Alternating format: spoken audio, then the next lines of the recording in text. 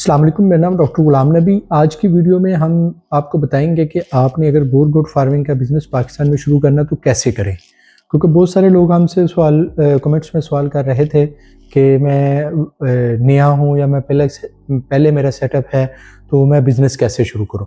तो आज की वीडियो में हम आपको सारा एक्सप्लेन कराएंगे कि अगर आपका एक्सपीरियंस है तो आप कैसे स्टार्ट करें, अगर आपका एक्सपीरियंस नहीं है तो आप कैसे बिज़नेस स्टार्ट करें, आप कमर्शियल फार्मिंग कर रहे हैं या आप ब्रीडिंग फार्म चला रहे हैं, तो उसके लिए आपको हर एक लेवल पे डिफरेंट तरीके से आपको बोर गोट की फार्मिंग में आना पड़ेगा। तो आप देख रहे हैं हमारा चैनल इकोब्रिड जेनेटिक्स, जहां हम आपको जदीद फार्मिंग, गोट और शीप की फार्मिंग के बारे में रहनुमाई देते हैं। तो हमारे चैनल को लाइक करें, सब्सक्राइब करें, ताकि जो भी हमारी नई वीडियोस आएँ वो आप उनको देख सकें और उनसे आप फ़ायदा उठा सकें।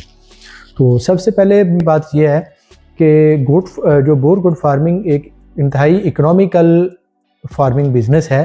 पूरी दुनिया में हर एक मुल्क में अब ये बकरी मौजूद है और लोग इसी पे ही काम कर रहे हैं। इंडिया में ठीक ठाक मौजूद है, ईरान में मौजूद है और बाकी अभी हम जो वर्किंग कर रहे हैं थाईलैंड में ठीक ठाक मौजूद है। तो अब हमने करना है कि मैं इसको कैसे स्टार्ट करूँ, ये हर एक का सवाल है।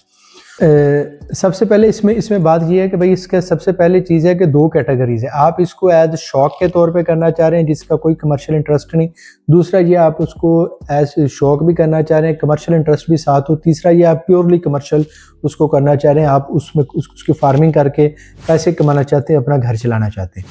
तो उसमें सबसे पहले हम कैटेगरी पे आएंगे जो हम कमर्शियल के एंगल से। कमर्शियल फार्मिंग में जो स्टार्ट में इसकी दो कैटेगरीज बनती हैं। एक ये कि क्या आपने पहले बकरियां रखी हुई हैं या नहीं, मतलब कि आप पहले फार्मिंग कर रहे हैं या नहीं।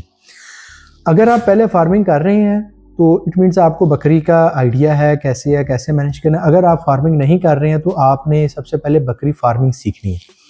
तो जो नए हैं जिनके पास पहले बकरियां नहीं हैं उनको चाहिए को पहले मंडी से जो भी या अपने लोकल जो भी उनकी गोट ब्रीड हो, जिस एंगल से अगर वो मीट के लिए काम करना चाह रहे हैं तो जो भी टैडी मिल जाए, बीतल मिल जाए, मक्खी चीनी मिल जाए, जो भी बकरी है उन बकरियों को ले, 8-10 बकरियों को ले और उनसे एक साल का सारा साइकिल गुजारे, ताकि गर्मी में भी उसकी मैनेजमेंट उसको आ जाए, सर्दी की भी मैनेजमेंट आ जाए।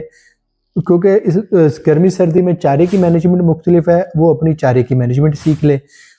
तीसरा पॉइंट इसमें यह है कि बच्चों की मैनेजमेंट है कि जो बच्चे आए हैं बच्चों को कैसे संभालना है, प्रेग्नेंट एनिमल को कैसे संभालना है, तो उसको डायरेक्ट बोर फार्मिंग में नहीं आना चाहिए। उसकी वजह यह है कि अगर आप एक महंगे जानवर से स्टार्ट करेंगे तो आप सीखने में अगर आपका नुकसान होगा तो वो ज़्यादा होगा। अगर आप कम कीमत वाले जानवर से स्टार्ट करेंगे तो उसमें आपको फ़ायदा ये होगा कि आपका नुकसान कम होगा। अगर किसी जगह कोई बच्चा मरता है या बकरी की मोर्टेलिटी होती है, आपकी फीडिंग मैनेजमेंट नहीं होती, तो उसमें आपको नुकसान कम से कम होगा। तो इसलिए मेरे भाई कभी भी आप डायरेक्ट बोर फार्मिंग में ना आएँ।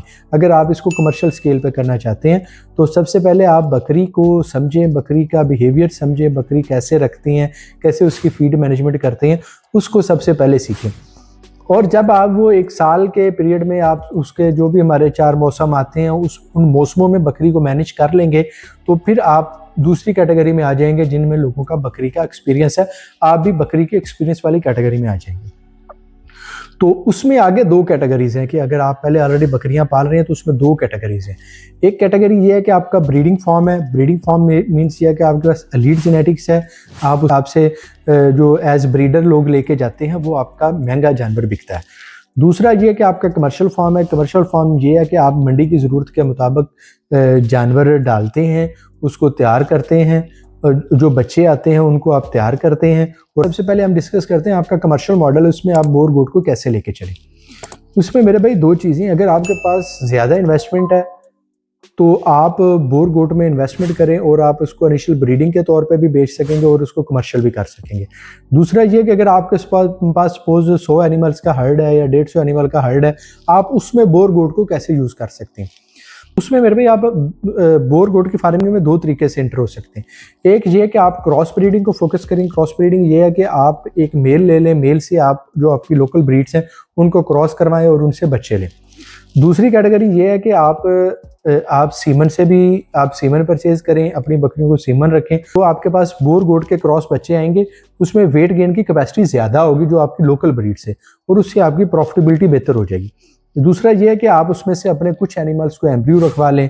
उसमें ये होगा कि आपके पास प्योर बच्चे 2-3 आपके पास आ जाएंगे, आप उनको नेक्स्ट ब्रीडर के लिए यूज़ कर सकते हैं।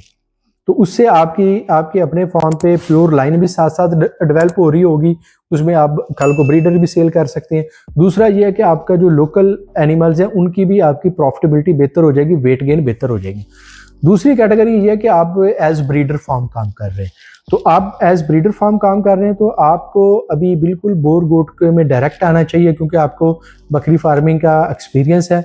तो आप उसमें एम्ब्रियो रखवाएं या हमसे प्रेग्नेंट एनिमल्स हम आगे बुकिंग कर रहे हैं तो आप प्रेग्नेंट एनिमल्स हमसे लें।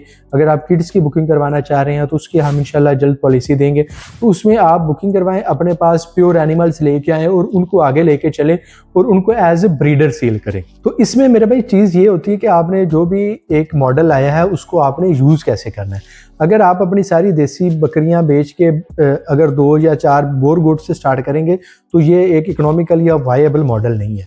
तो लिहाजा अगर आपके पास ऑलरेडी बकरियां, उसमें आप जो आपके पास नॉन डिस्क्रिप्टिव हैं या हल्की जेनेटिक्स की हैं, उनमें आप बोर गोट के क्रॉसिंग पे जाएं, उनको इम्प्रूव करें और साथ आप अपने कुछ 2-4 एनिमल्स में एम्ब्रियो भी रखवाएं और प्योर लाइन अपने साथ भी पैरेलल उसको डेवलप करें।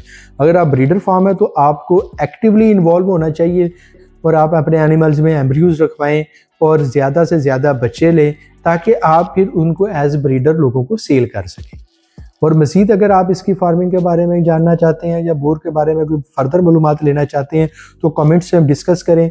जो भी सवाल आ रहे हैं हम उनके बारे में हम आपको आगाही दे रहे हैं ताकि आप उसको एक अच्छे तरीके से कर सकें।